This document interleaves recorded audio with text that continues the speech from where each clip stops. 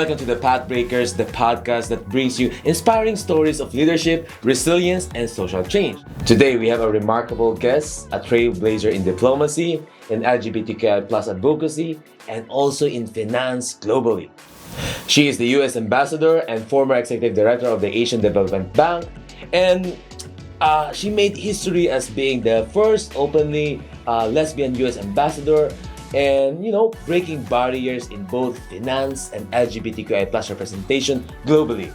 So sit back and be inspired, and let's dive into the story of a true pathbreaker, Ambassador Chantale Wong. Ambassador, thank you so much for making time for the Pathbreakers. Thank you, Ragam, for inviting me. How has it been? I mean, you've been doing a lot of things even after retirement, but how has it been with you currently? Well, I've been very, very busy, stepping down, but in terms of the work, it still continues.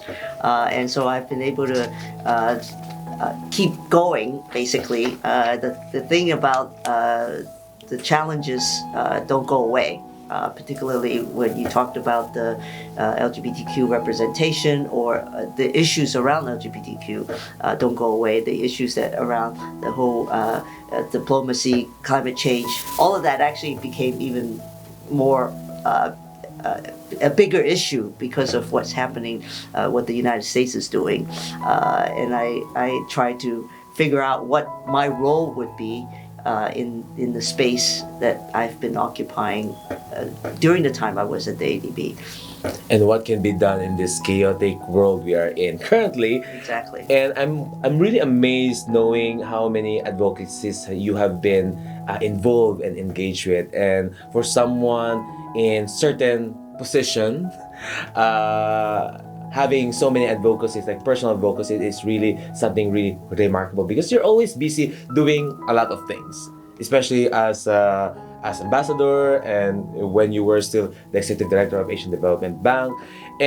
But you were always the one who sort of like the glimmer of hope when it comes to also LGBTQI plus involvement, like with Illegal Asia, and we also met in World Pride in Sydney, and you're always there, and your support never fade.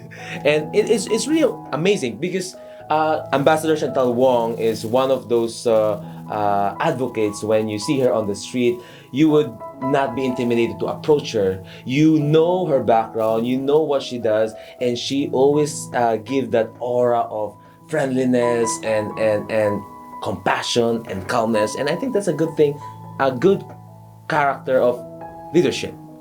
But let's go first, probably let's jump into your early life and early childhood, because we want to know what made the Ambassador Chantale Wong who she is now. So I think it boils down to how we are being brought up since young, and how we see the world living, and why we want to change. So you have a fascinating childhood, and fascinating enough that when I did my research, I was like, oh.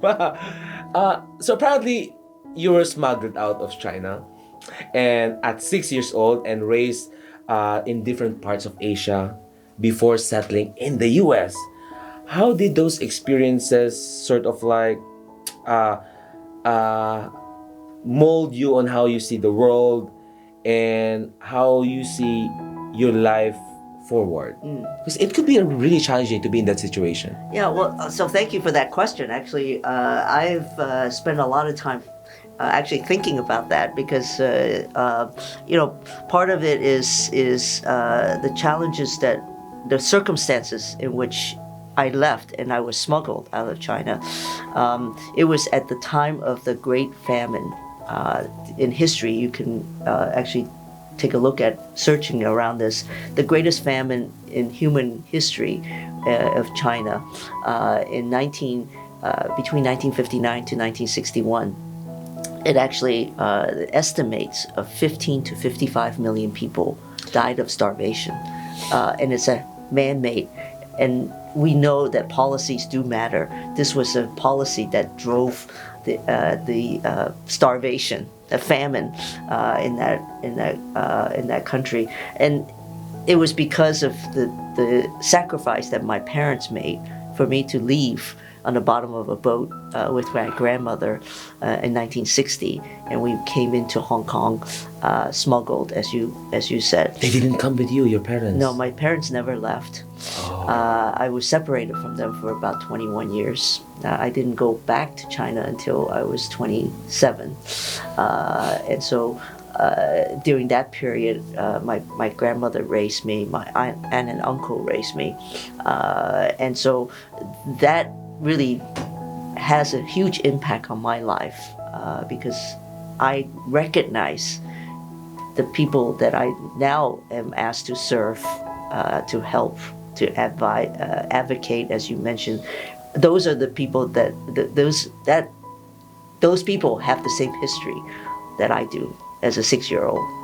So it has huge impact on how I see things. And in fact, what's also very interesting is I came out from China and was put into a boarding school, a Catholic boarding school. So nuns raised me. So the compassion around being a Catholic also helps me. But years later, when I was going through confirmation, so I came out with a Chinese name that was very difficult to learn. What do you mean confirmation? Catholic, confirm as a Catholic. Oh, okay. Yeah. I thought confirm as a nun. No. Confirm as a Catholic. Okay. When I came out from China with this Chinese name that not very many people could understand, and I registered to school. It was a boarding school in Macau, and they said, "Oh no, we need to give you a different name," and it was Chantale. So it's a very unusual name for Chinese, but it turns out years later, the confirmation of my through the Senate as the U.S. ambassador, it came out that we found out that Saint Jane de Chantal, this patron saint that I'm named after, is the patron saint for the forgotten people. So it was very apt that this is the work that I've chosen, the path that I've chosen in terms of the work that I do. And you mentioned about advocacy. So since actually I had retired from U.S. government 2014. I was called back to service, and I was enticed to come back to service because of a particular issue that the ADB was going through, and it was the review of the safeguards policy. The safeguards policy is one that we do no harm to either people, communities, or the environment. And ADB was going through its review of the safeguards policy. They haven't done it since 2009. And so this was the moment, and this was the time that I needed to be here. And I was convinced to come out of retirement to do this. And we were able to, in November, before I left and stepped down, we were able to put in place a safeguards, we call it environment and social framework, that included a language on vulnerable people, which includes LGBTQ. In the policy. So it is a huge victory, I guess, in the work that I've done in moving forward. Yeah, and also for creating that inclusive work environment as well within the system of the ADB, and then outside the system, which is on the programs that you support. And I think those are things that really makes a lot of people feel like they are protected, and they feel safe, and they feel calm. Yeah, and so during that 3 years, this time around, the 3 years tenure, I've traveled to many parts of the region that ADB covers. So, by the way, for those of you that don't know how many countries it covers, it's actually all the way from the Caucasus countries, Georgia, Armenia, Azerbaijan, all the stands, including Afghanistan, and East Asia, China, Mongolia, South Asia, India, Pakistan, Bangladesh, and Southeast Asia. Of course, that includes those here in this region, and then 14 countries in the Pacific Islands. That's a lot. Yeah. That's a lot of countries, about 40 some countries. I've done a lot of travel around for the 3 years that I've been there, and every country I go to, I would meet with the LGBTQ community. Oh, that's nice. And how challenging it is to really understand their issues and their challenges in their daily lives, and also to include the ADB offices in these countries to those meetings, so that it actually provides that bond and the exposure for the staff as well as for the community to understand what ADB does and how we could be inclusive in our development in many of these countries. Yeah, actually, I think one of the reasons why how I've learned so much about ADB is actually through meeting with you and that one person that I also met from the ADB, and it's really good because you educate people on the programs that you do and the things that really matter when it comes to development, and also asserting this narrative of accountability as well, which is really nice. But I'm curious though, how was it growing up in multiple cultures? You were in China, Hong Kong, Macau, Japan, Guam, and a lot of places. Yes. Did you feel what you call it? Have you felt any sense of belongingness in all these places? Actually, that's a really great question, because no. The answer is no, because it is, I've always felt like I was an outsider, and my coping mechanism throughout that period in life is to try to find those spaces where I can be part of. And so that's also the empathy that I understand from the communities that I work with now, right? It is because of that sense of being outside the norm, being outside the mainstream, that it is what causes the vulnerabilities that are beset upon them. Mm-hmm. And so that is the part that I try to work on, to how do we be more inclusive and provide a sense of belonging for those that don't feel that. So which place or country have you felt, where you felt belong, or you felt like, okay, this is probably the place? That's a good question. I don't know if I have one. Right now, it's the Philippines. I've adopted, and I hope that the country has adopted me as well. But I am. It's just because I don't want to go home to the U.S. at the moment because of the turmoil that's going on in the U.S. But I've really adopted this country. I've said this. It's been a slow burn. So I've actually my first time ever to visit the Philippines was 1993. Oh. Back then, my sister was married to a Filipino, was married to a Filipino here, a Filipino Chinese, raised all three kids here. So I came to visit her. The kids were young. Just remember in 1993 what Manila was like. There was huge poverty incidents. Yes, it was a transitioning year after the dictatorship, the revolution, turnover, right? The revolution, 1993. I visited ADB at the time, and they tried to recruit me. And I said, no, I don't want to live in that godforsaken place. Poverty was at 40%, I think, at the time. That's true. And it was very hard. And there were living. actually cases of coup as well. Yes. In those years, Yes. for under the Cory Aquino government. Yes. So it was not a peaceful place. Not a that year. peaceful place. Then I find it took me about 6 years before they convinced me. They kept working on me before I said yes to joining the ADB. So I joined the ADB as a young staff in 1999. So at that time was also challenging. They were kidnapping Chinese. and I remember there was an incident at Mega Mall. There was like some bombing or shooting at Mega Mall at the time. So those are also very challenging times. But I left in 2002. I returned in 2022. 20 years later. What an incredible, beautiful place now we have here. Yes, right? yes. So I always say it's a slow burn love affair with the Philippines that I have. But it's also good that you experienced the Philippines at its lowest, and you see it grow from Yes. that. And knowing that at some point ADB was also part of that growth. It was very much a part. I was living in Corinthian at the time, and it's a two happened Fancy. right outside. I had a camcorder. Actually, I went out, recorded all of the scenes that were going on at the shrine. That's a two right outside my gate. I was living in Corinthian on Madrigal, which is like maybe 7 houses outside the gate, and I got to see the revolution. It's a two revolution as it was happening. Yeah. I just remember the first Pride March in the Philippines was in 1994 or 1995, and it was led by lesbian groups.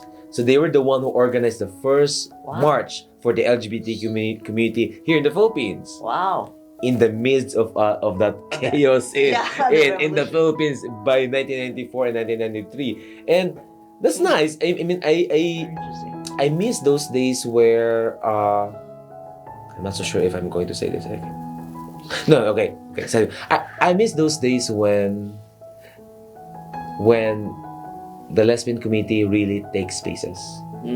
Now they seem like chill, and a lot of them like prefer to just have fun on their own and just have to have a chill life. And most of the LGBT community movement is always the gay people who are always noisy and blah, blah, blah. And I feel like the lesbians should, in a way, bring back the glorious days that they should speak up. They should speak up. They should assert more, because they started the Pride March. I mean, and then now there's a conflict with this movement. Like, it's always the trans and the gay. What about the lesbians and blah, blah, blah. I was like, then you should speak up more. The more that you feel being silenced, the more you should shout. The more you should take space. The more you should reclaim those power that you basically started here in the Philippines. Ambassador, you've pursued studies in in civil and environmental engineering. What made the shift to finance and diplomacy? Actually, it's a very interesting evolution, I would say, on my part. Yeah, I have an undergraduate degree in civil engineering, and then I pursued a graduate degree from Berkeley in water and wastewater sanitation, actually. I started out my job, first job with the city and county of San Francisco, operating a sewage treatment plant.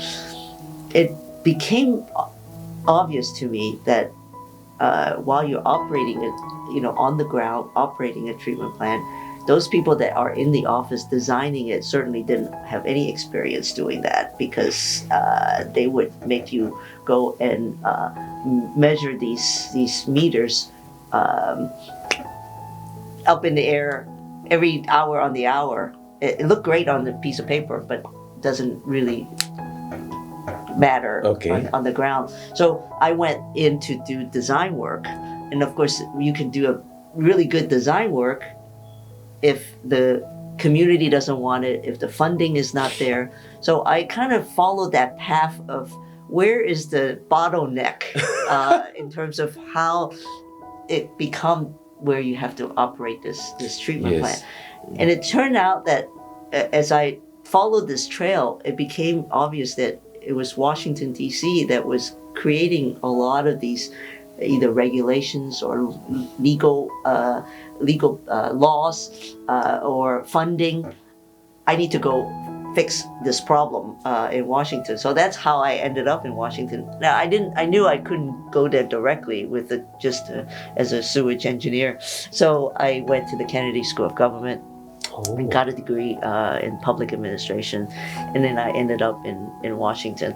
And that's how I pursued this whole career in public finance, and really retired as the CFO for the Millennium Challenge Corporation, which also was very present here, and was hoping to get another presence here again. But that led to international finance, and that led to being here in getting this pursuit in this not quite diplomacy. It's really the U.S. Executive Director job is really more than just diplomacy. It's really representing the U.S. interest at the institution that doles out all this assistance. Economic to help countries develop in the region, right? So it's really to manage those policies that are important in those development. Before becoming the U.S. ambassador, were there any, like, in a way, challenges as a person of color, like, and as a woman, where there are certain stages where when a person of color, a woman, try to navigate opportunities, sometimes there are a lot of hurdles along the way. Many hurdles, right? I chose a career path that is really male dominated in wastewater engineering, in sewage. But I think my goal was always to what's clear that we have to be that much better. We have to be that much more prepared in challenging the norm, how things are being done, with armed with statistics and data and analytics is where I think what helped me and helped propel me to places where making decisions based on that, right? I think maybe a personal story about my first time here in the Philippines. I came here with a partner in 1999. Scandalo. You know that in 1999 it was a very tough, to get a visa. Because I have a diplomatic visa because of my role at the ADB, but my partner had to leave every 30 days. And so how would we manage? So it turns out that they said, oh, we've got an option. She could come as a domestic help visa. Well, that didn't go very well. So this is the year 2000, if you can imagine back then. It was the first time that the U.S. had the civil union law. We went back to Vermont. It was the first state. We got civil union, and we came back to the Philippines. At the time, I became the alternate U.S. executive director, so the number 2. And ADB actually did an incredible thing. They said if your country recognizes a union between the two of you, same sex, we would take that to the government of the Philippines and apply for a spousal visa. So they did. And that was breaking. In the year 2001, she got a spousal diplomatic visa, same sex, in the Philippines. Oh, that's so sweet. Incredible, right? That's not the end of the story. Oh, okay. Buckle up. I don't remember. We had a very acrimonious divorce and fight over custody and all that. When we went back to the U.S., we split up. What we found out was 2 years after that, I think the Pope decided to visit the Philippines. I think it was Pope Benedict. I think it's Pope Benedict. Yeah, I don't remember what year it was, but it was 2 years after we had split up. And the government, some person in the Justice Department pulled up our application visa and publicly revoked that visa. Whoa. Yeah. And we weren't here anymore. We were split up. We were back in the U.S.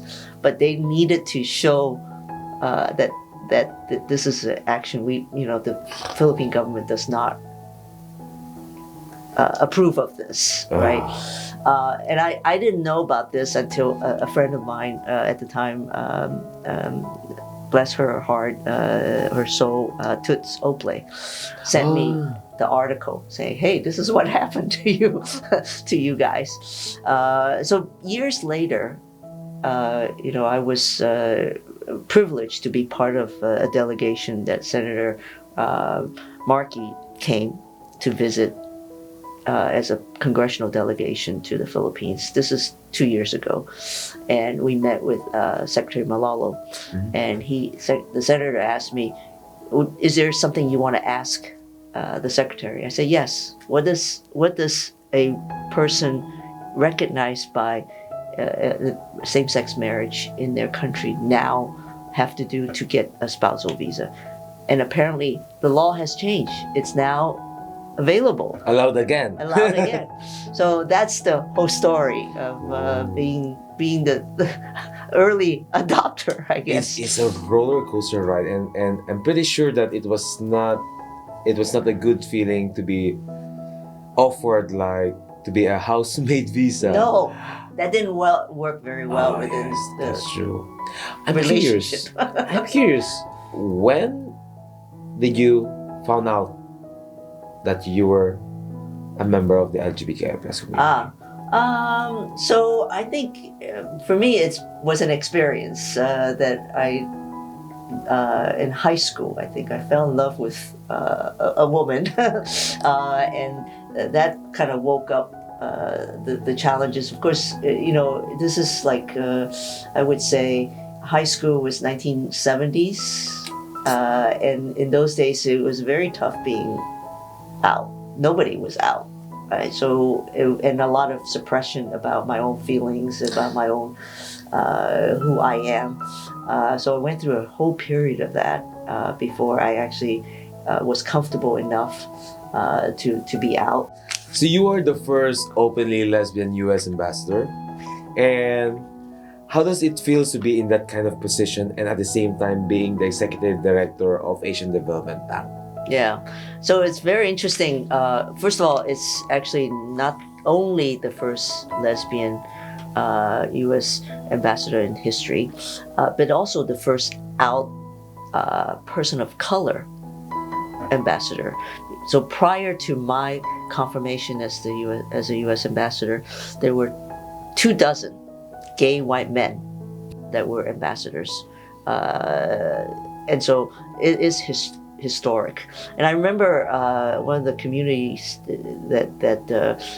so it's also getting there is not a single one person effort. The community came out and really supported me. Not only the LGBTQ community, but also the Asian American community and the women community. So it was a coalition that Yes. really got me through. And it was not easy. It was not easy to get confirmed by a Senate that is very Yes. polarized, right?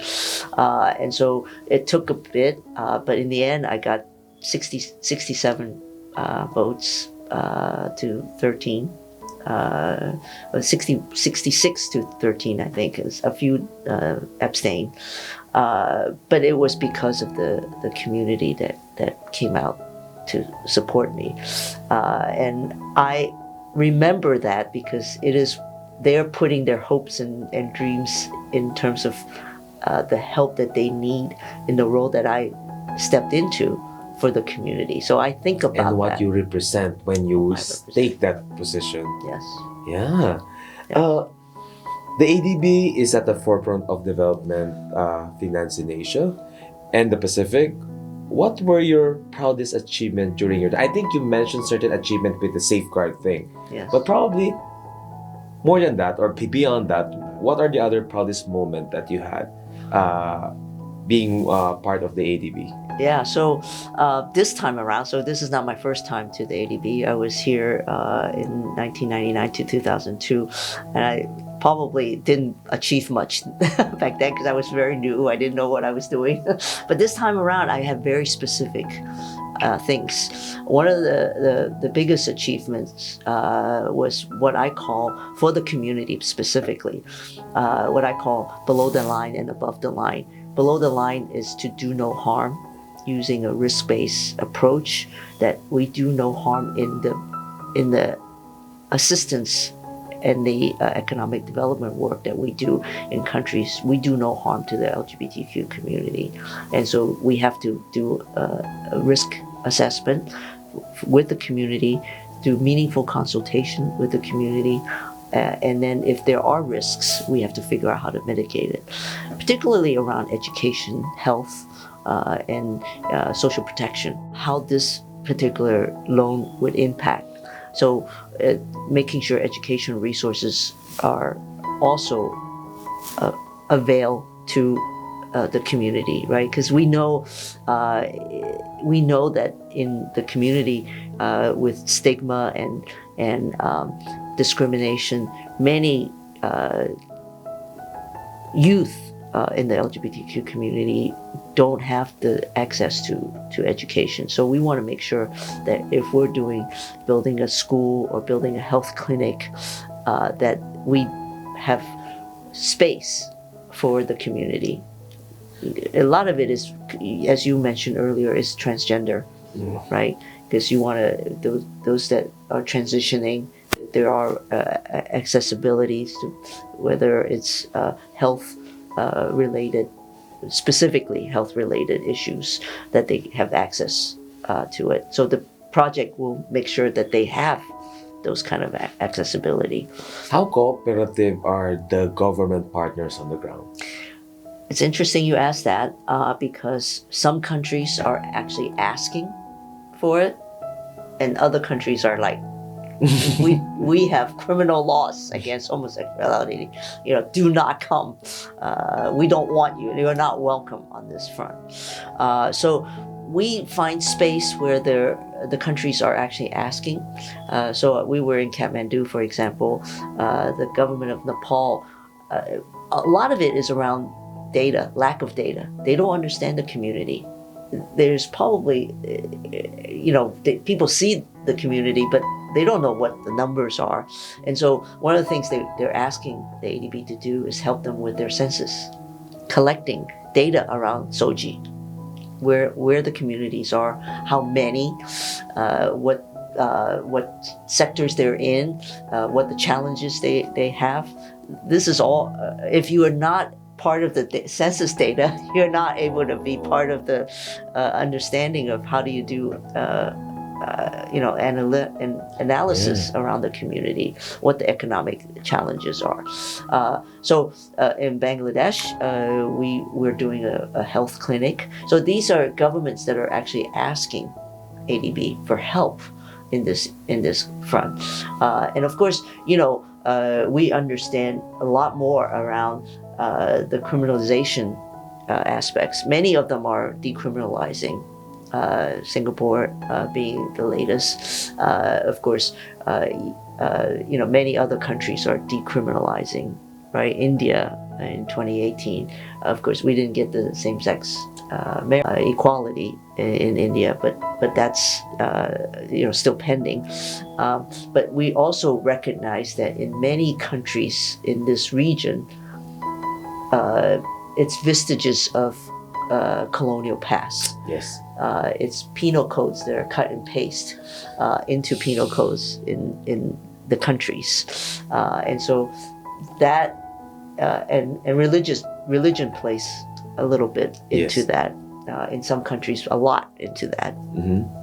So those are all challenges that we try to and then to come up with these economic analysis around why, if you exclude particular community, LGBTQ community here in this case, why it has an impact on your GDP.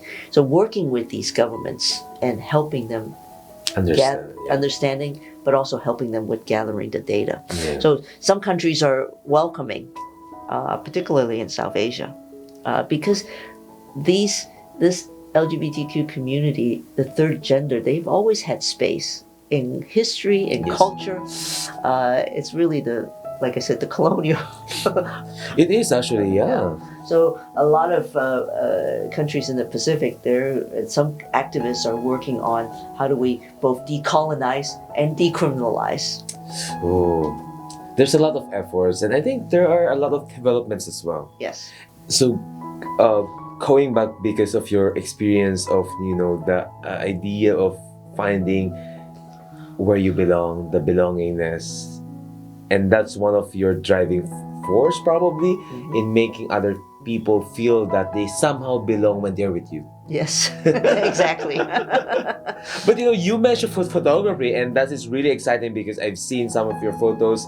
And what drove you to photography? I mean, Yeah. it's amazing to see that in your position that you have certain passion like that. Yeah. So it actually it's a combination of the world that I've discovered. So I became a photographer in 2014 when I retired the last time. So actually, this is a very new hobby for me. But it's about storytelling that what is impactful in photography, for me anyway, because I talk about it when I first started. It's about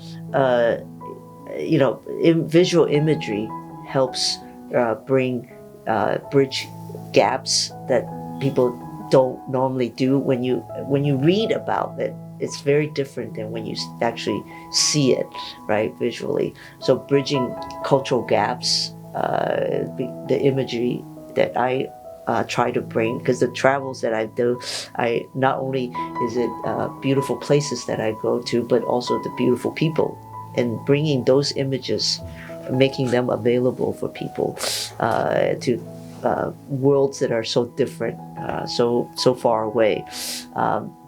And then the other part of it, what I learned was during the first Trump administration, actually, I became a protest photographer. I was out there taking pictures of all the protests.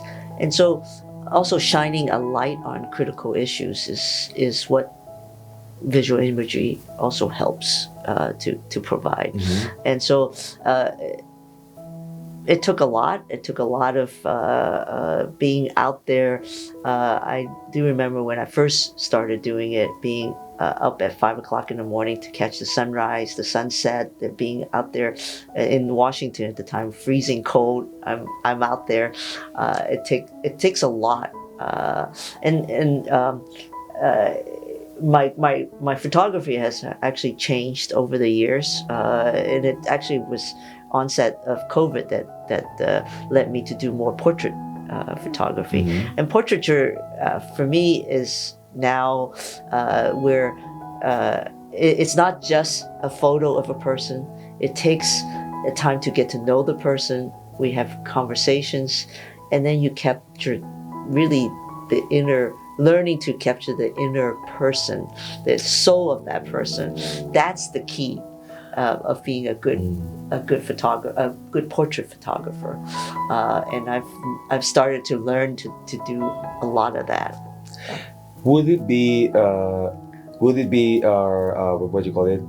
Would it be true if we say that your photography is your avenue to step out of your work? Oh, like a medium to balance things. It's step out of the work, but the work actually is reflected in the photography. The 3 years that I spent, the work kind of got in the way a lot, but I tried to, one of my projects I did was to take photos and portraits of people that work at ADB. So the garden, I did a whole series on the gardeners, whole series on the servers, the chefs. Almost like the Human of New York thing. Yes, yeah. I did that for the Human of ADB. And it was very interesting because I did a photo exhibit at the ADB where I also had a portrait of the president, the international staff. It was an equalizer. So they were the people that work as cleaners and gardeners and the security guards along with the president and the staff. So it was all encompassing of the world that Were you taking photos ADB. yourself, like going around Yeah, ADB? I did. I think that's nice because if you're taking photos of these workers from different position, and especially if you take workers of the cleaner, and it kind of I think the idea of being seen and being taken interest to is really impactful as well. Yeah, and I think about that idiom or the legend that is out there about I worked at NASA too, by the way, the National Aeronautics and Space Administration. You didn't know that? I didn't know that. I was the budget director at NASA. But President Kennedy went to, I guess, the Kennedy space, the launch, and he saw a janitor, and he went and asked. This is legend. He went and asked the janitor, "What are you doing?" And the janitor said, "Mr. President, I'm helping to put a man on the moon," so that every single person is important in the mission that you are working at. So that's my goal. My goal was to help be seen. Those that are actually doing the cleaning, doing the gardening, doing the serving, they're also part of the mission. They also are working to help improve the lives of the millions of people here. And they too matter, because them maintaining the entire building, making sure everyone feels good in working. Yes. Yeah, that's really keeping the place clean or serving the meals. Is true. Yes.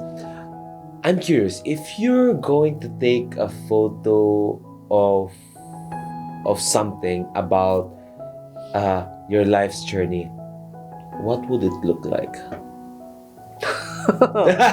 Wow.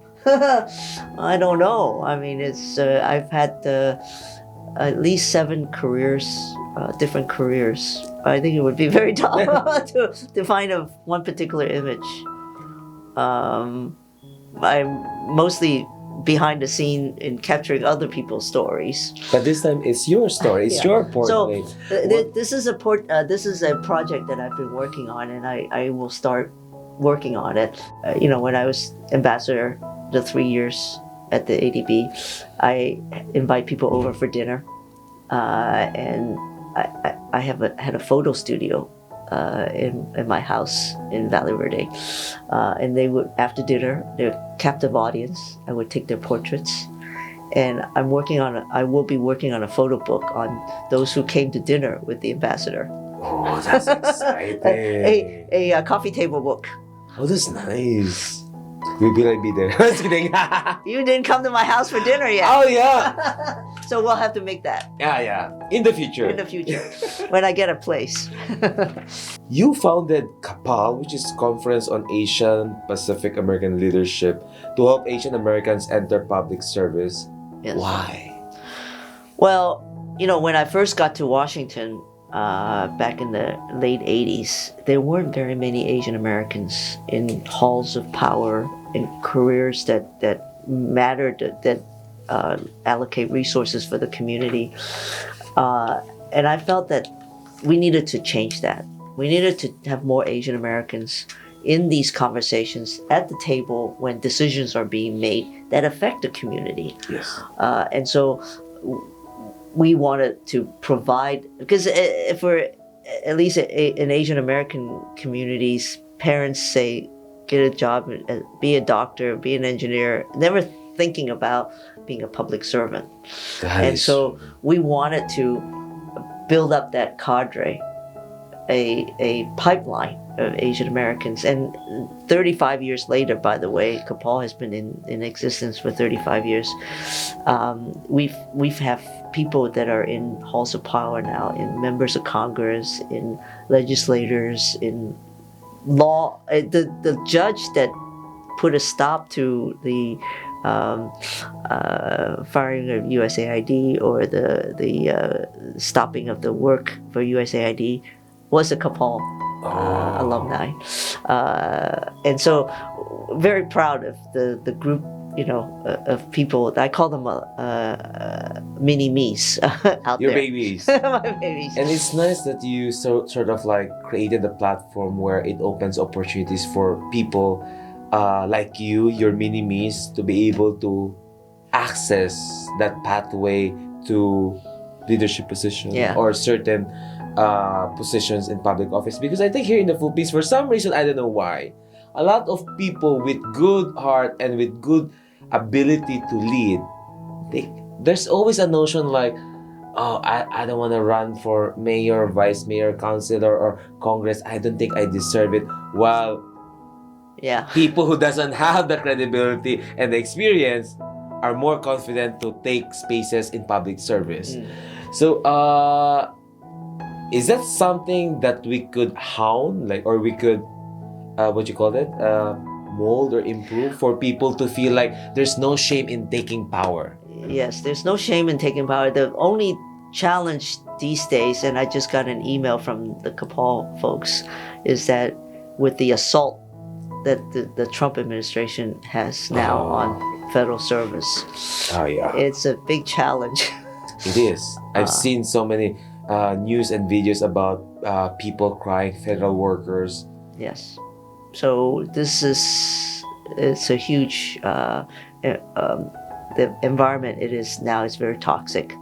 And I'm trying to help as much as I can, helping former USAID people finding jobs, whether it's at the ADB or anywhere else. I try to mentor them. I spend a lot of time. That's what I'm busy at also, by the way. I do a lot of coffees, helping them, people that their careers are cut short because of what's happened. It's very shame. Okay, jumping on, what one issue you believe the world isn't paying enough attention right now? There's a lot of attention on climate change, which is good. But I don't think we're making the right decisions to save this planet. What do you mean by that? The 1.5 degrees, we're gonna surpass that very soon, and that's people's lives, huge impact. We're not paying enough attention to it, for sure. Climate change is real in this part, and now the Trump administration is trying to erase all that. But it's real in this part of the world.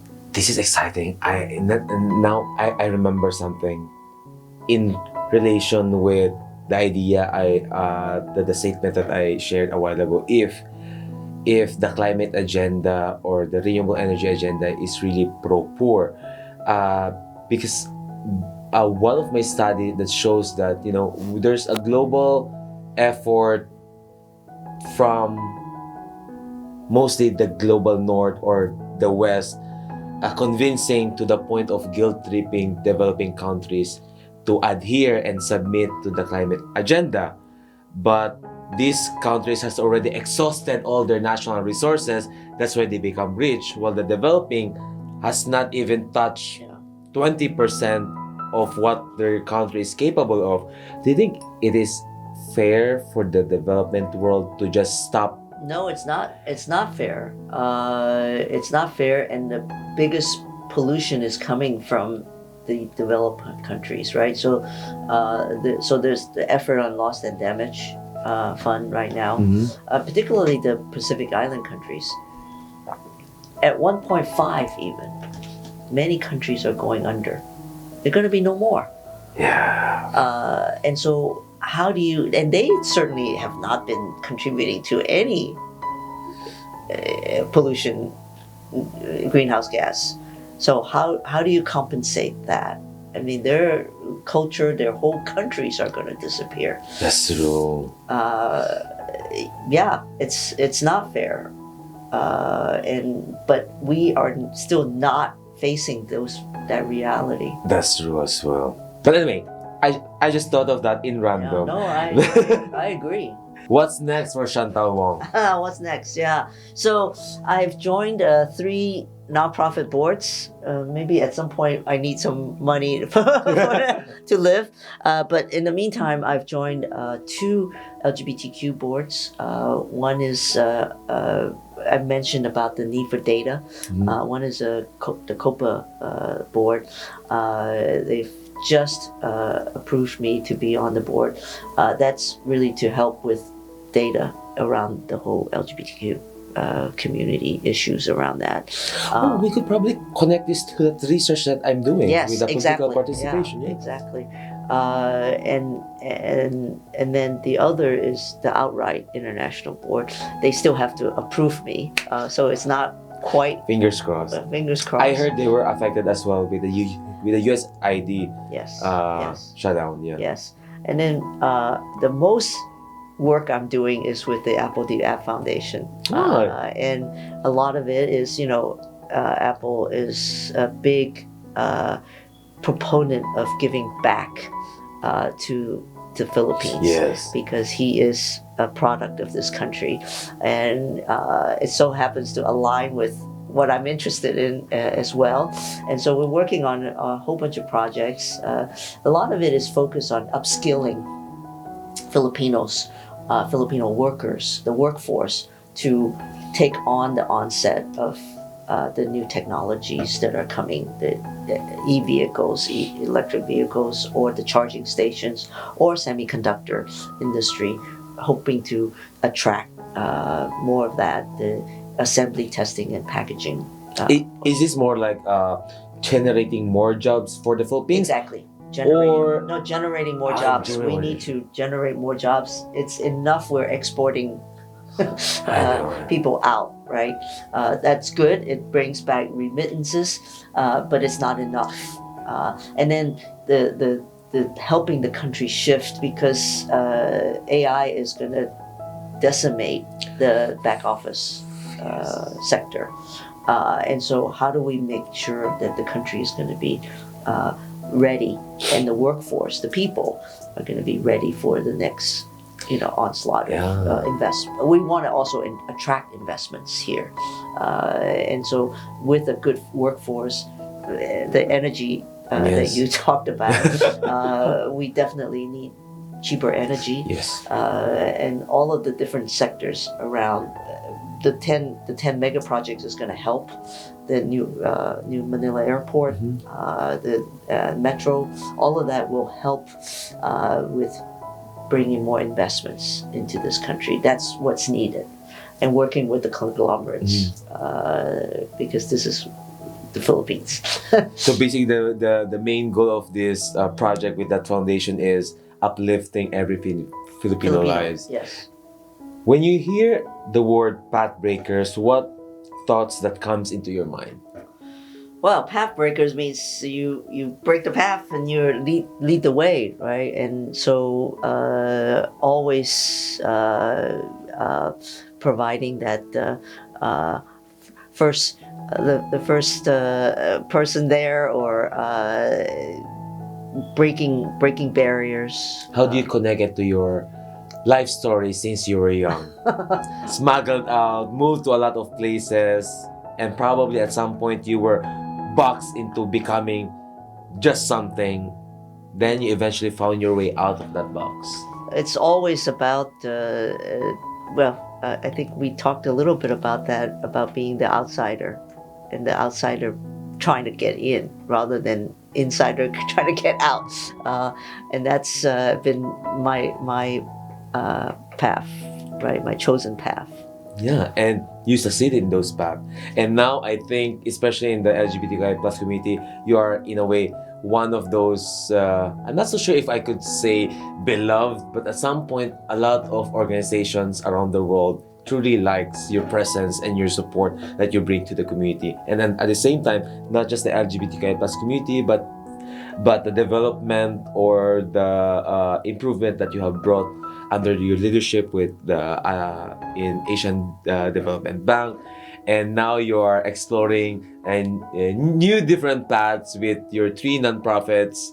A lot of work that needs to be done, and you're going also to explore a lot of things to make sure to generate jobs, to generate more empowerment and visibility and opportunity to a lot of people, and also in the Asian American as well. And yeah, like what I said, she's the most busy unemployed person I know here in the Philippines. And thank you so much for making time for the Pathbreakers. And I'm sure a lot of our audience have learned from this conversation. I've learned so much. It's like we know each other for 3 years, but it's good to get in touch and to know more. Because our interaction are mostly like professional. Yes. And I think these and events. And events. We only see each other for drinks and food receptions. But it's good to see you, and hopefully I wish you well with all your 3 nonprofits. There's no doubt in my heart that you'll be able to do well in all those 3 platform that you'll be getting after ADB.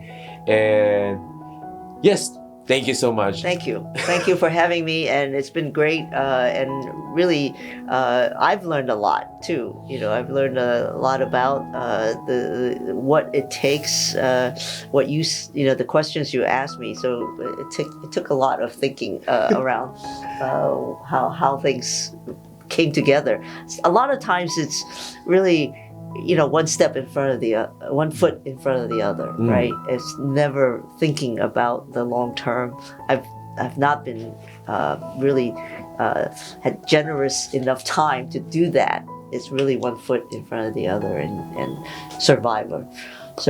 One step at a time, and you made it. Yeah. And you're here. Oh, a Philippine resident now.